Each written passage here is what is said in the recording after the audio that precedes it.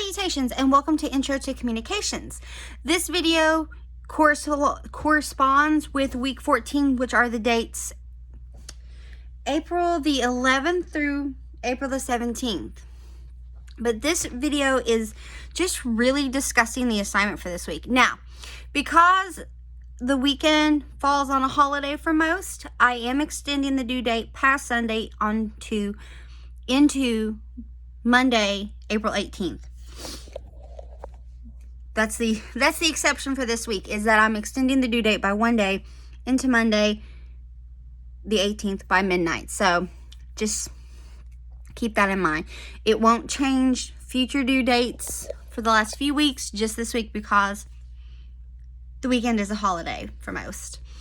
So this video is kind of just breaking down and discussing the assignment. And this week's lesson is over informative speaking, so everything's posted in the content folder like I said in the announcements on the announcement page. For this assignment, it's a choose your own assignment, which these last few chapters will generally always be a choose your own assignment. So there are 4 separate options for this.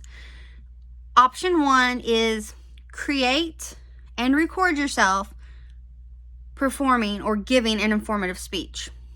Now remember, straightforward informative speeches are speeches to inform. It's telling us something. And underneath that is also how-to speeches, which is an informative speech describing a process to do something. So you can give a straight informative or a how-to informative speech. Shoot for like 2 minutes in this, and you can upload the video to Blackboard where the assignment is due, or I will accept them via email or text as well. But with the speeches and stuff, you just record yourself on your phone or via your computer. You have your own choice of topic, which is pretty explanatory. Informative speeches, you can just tell me, maybe you want to talk to me about the greatest band in your opinion, or the greatest car, or perhaps you want to talk about a historical period, perhaps you just want to talk about a person. You want to give an informative speech on, now I'm losing my train of thought thinking of informative speeches. But it's just a straight telling us. Perhaps you're giving us a band's albums, and maybe you list them from best to worst in your opinion, or you tell us just the chronological order of albums released, or perhaps you're talking about a movie director, or a film genre, or a literature genre, or why this book is the best book. You're just informing us. You're just telling us about something. Perhaps you're talking to us about ancient Greece.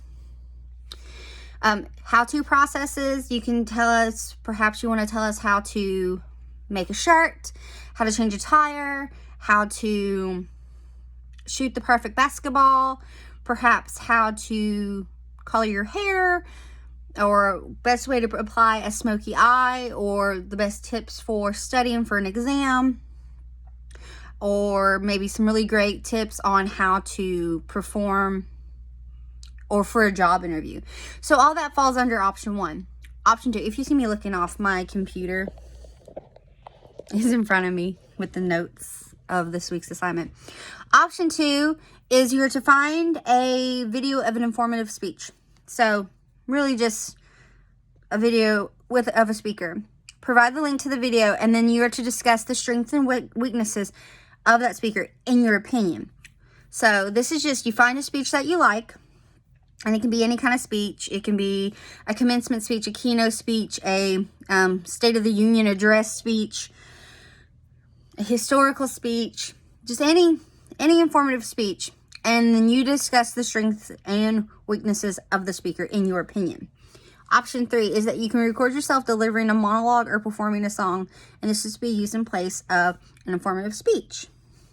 So this is just showing me, can you take the lessons applied about informative speaking in speaking in front of an audience and apply it to this.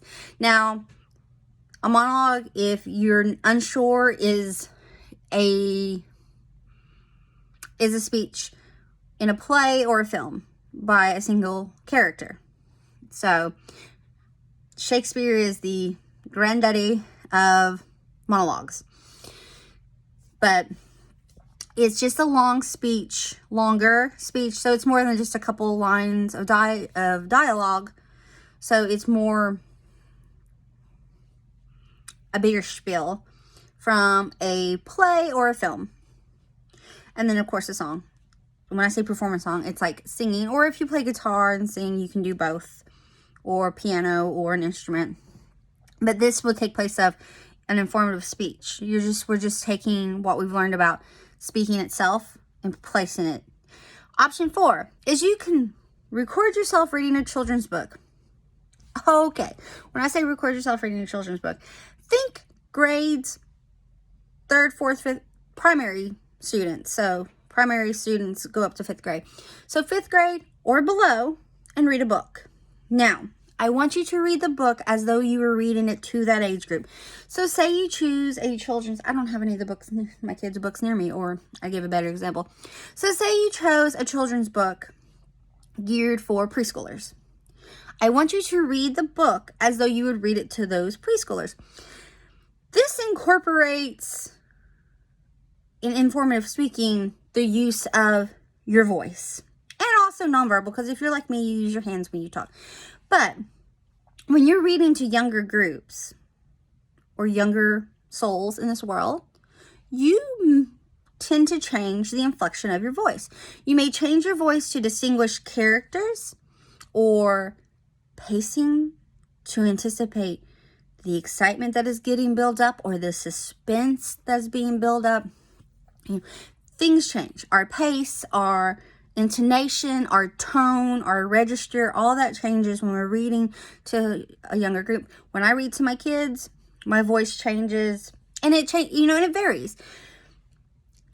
When you read a lot of Dr. Seuss books, because of the rhyming, I get more sing-songy. I know that's really not a word, but it's the best way I can describe it. It's just the iambic pentameter. Excuse me. I know I butchered that right there. But it also happens when you read Shakespeare. It's the beat and the pace of the words and the punctuation. But when I do Dr. Seuss, I get very sing-songy. It's very melodic. There's the flow, because Dr. Seuss writes in that rhyming, so you can't help but continue that flow. So, folks, again, there are 4 options for this week's assignment. You can one, create and record yourself performing an informative speech or a how-to informative speech. Shoot for about 2 minutes, and you can talk about anything you want. Topic's open. You're just informing us about something or informing us how to do a process. Option 2 is you can find an informative speech and provide a link for that speech, and then discuss in your opinion the strengths and the weaknesses of that speaker in the particular speech. And remember, that speech can be any informative speech, so it can be celebratory, it can be a memory speech, it can be a keynote speech, a commencement, speech, graduation speech, a wedding toast, a political State of the Union address, or political rally speeches, historical speeches. They're there. The third option is you can record yourself delivering a monologue or performing a song that is to be used in place of the informative speech. Or the last option is you can record yourself reading a children's book. Record it as you would actually read it to that particular age group. So keep in mind when you pick a book, the age group it's geared towards. So just, those are your 4 options. All right, folks, I hope you have fun with this assignment. If you have any questions or concerns, please reach out to me. Also, be on the lookout. I will be recording and uploading a few more videos within the next few days, breaking down the final assignment, the assessment assignment that will be in a few weeks. And all those are already open up on the page, so you can always go check out the Word document that I have uploaded for them.